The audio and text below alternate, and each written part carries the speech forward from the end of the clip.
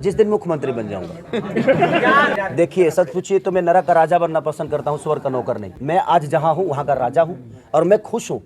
आप लोगों को मैं देखिए, पॉलिटिकल ये मंच नहीं है, हमारा सिनेमा का मंच है, लेकिन मैं इतना ही बताना चाहता हूं कि जब तक आप किसी दूसरे के लिए काम करिएगा ना, तब तक आप अपने जीवन में ना अपने लिए कुछ कर पाइएगा और ना ही अपने बच्चों के लिए। और हमारा बिहार प्रॉब्लम में जानते हैं क्यों है? बिहार प्रॉब्लम में इसलिए है कि आप अपने बच्चों के लिए कभी कोई काम ही नहीं किए।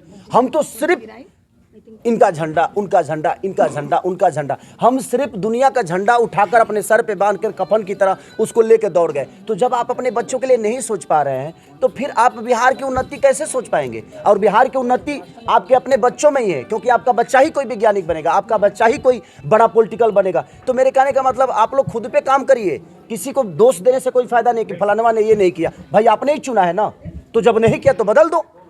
लोगों को लगता है खेसारी ब्लॉगरेटी है, भोजपुरी ब्लॉगरेटी है। अरे देखो तो सही यार, बिना देखे ही सब बोलते हैं एक दूसरे को सुन के, क्या ये गंदा है, ये गंदा है। हर चीज गंदा नहीं है।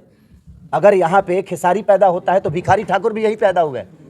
तो मेरे कहने का मतलब कि भाई भिखारी भी तो यही पैदा हुए ना, तो आप अब भिखारी को भी खेसारी में जोड़ देंगे? नहीं, हर चीज अलग होती है। तो हम सिर्फ सुन के कि हाँ फलाना हो गया, हो गई, तब मैं लोग उहे बोले लागल कि ना उहे होता, उहे होता। अरे आप विचारिए, आप बुद्धिजीवी हैं।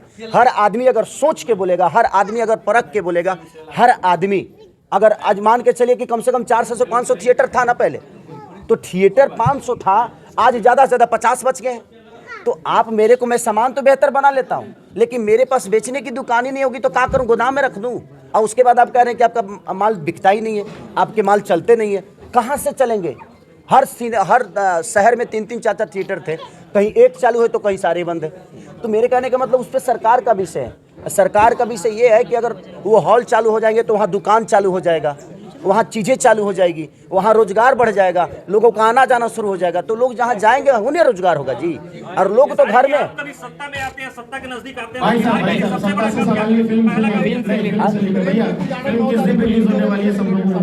सत्ता में आऊंगा तो सबसे पहले कम से कम 5000 थिएटर खुलवा दूंगा मैं। जाते जाते बस आप प्रेम करिए और आप भी प्रेम का पुजारन बनिए, चाहे अपने परिवार के लिए हो, देश के लिए हो, राज्य के लिए हो, या किसी लड़की के लिए हो, अपने माँ के लिए हो, बहन के लिए हो। प्रेम बहुत जरूरी है हर आदमी के लिए। प्रेम कि निबुखर बुझा भइल कैसे। चलो प्रणाम सबके दिल से, थैंक यू। आप लोग खाना खा के जाइएगा। जय श्री राम। जय श्री राम।